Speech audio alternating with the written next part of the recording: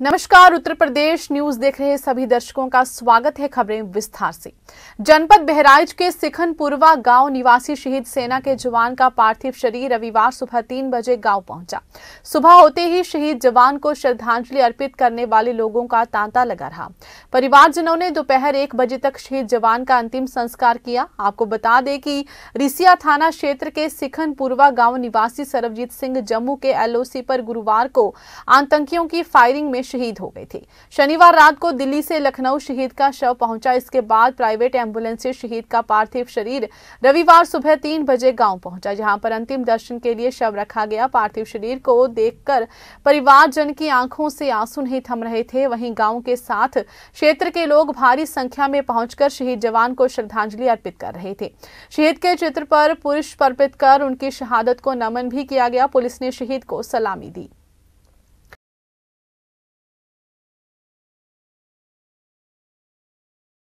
जनपद कानपुर देहात जिलाधिकारी जितेंद्र प्रताप सिंह व मुख्य विकास अधिकारी सौम्या पांडे के निर्देश कोरोना वायरस संक्रमित मरीज मिलने के बाद जनपद में 100% वैक्सीनेशन कराए जाने को लेकर चलाए जा रहे वैक्सीनेशन महाअभियान के दौरान जहां जनपद में कई वैक्सीनेशन केंद्र बनाए गए हैं, वहीं पर सिकंदरा तहसील की ग्राम पंचायत कांधी में प्राथमिक विद्यालय में वैक्सीनेशन कार्यक्रम किया गया।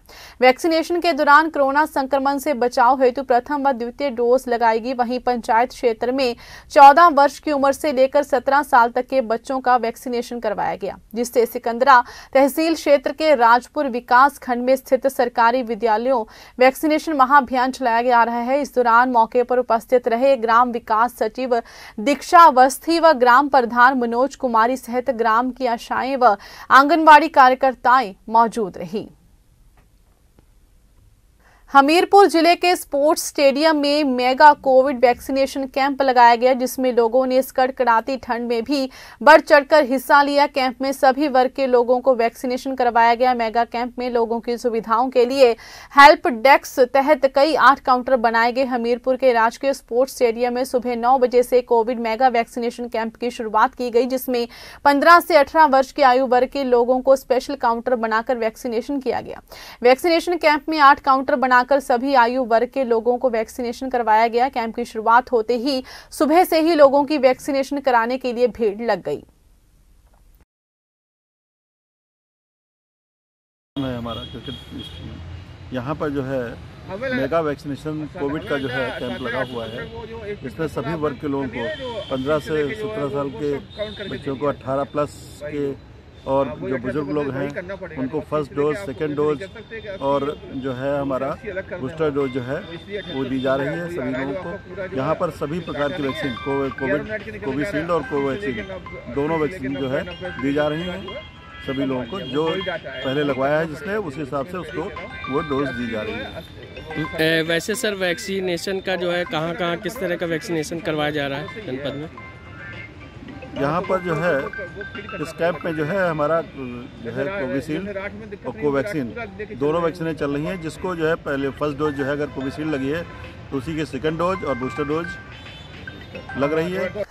यूपी विधानसभा चुनाव को लेकर सभी राजनीतिक दल इस बार अपनी अपनी पार्टी की सरकार बनने का दावा पेश कर रहे हैं, जबकि दूसरी तरफ पार्टियों के समर्थकों ने अपने अलग अलग अंदाज में पार्टी को जिताने के लिए तमाम तरह के यत्न और पूजा पाठ करवाना शुरू कर दिया है। ऐसा ही एक मामला बाराबंकी जिले से सामने आया है, जहां पर समाजवादी पार्टी के समर्थकों ने अपने घर पर सपा मुखिया अखिलेश यादव और मुलायम सिंह की फोटो भगवान के बराबर रखकर उसकी पूजा पाठ शुरू कर दी है और ठानी है कि ये पूजा विधानसभा चुनाव के नतीजे आने तक जारी रहेगी। ये पूरा मामला उत्तर प्रदेश के बाराबंकी जनपद के कुर्सी विधानसभा क्षेत्र के अंतर्गत आने वाले गांव काकरिया का है। यहां पर एक परिवार ऐसा भी है जो सपा मुखी अखिलेश यादव को भगवान विष्णु का अवतार बता रहा है। इन लोगों ने भगवान विष्णु के बराबर तुलना करते हुए अखिलेश यादव की फोटो की पूजा पाठ अपने घर में की शुरू कर दी है। महिलाएं भी इस पूजा पाठ में शामिल हैं। उनका मानना है कि भगवान विष्णु अखिलेश यादव के रूप में कलयुग में आए हैं और इनकी सरकार बनना इस बार चुनाव में तय है। जब तक इनकी सरकार नहीं बनेगी तब तक इस घर में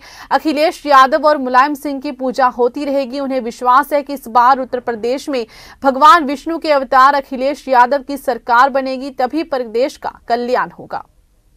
आज हम लोगों ने पूजा अर्चना की है कि मेरा उद्देश्य है कि सिर्फ अखिलेश भैया जो है भगवान के रूप में ही हैं। अखिलेश भैया को हमको भगवान के रूप में ही देखना है। वो असली भगवान के अवतार हैं। अवतारिक रूप लेकर ही इस उत्तर प्रदेश में अपना रूप लाएंगे और हम लोगों को खुशहाल बनाएंगे। अखिलेश भैया हमें सिर्फ भगवान के रूप में ही दिखाई दे रहे हैं।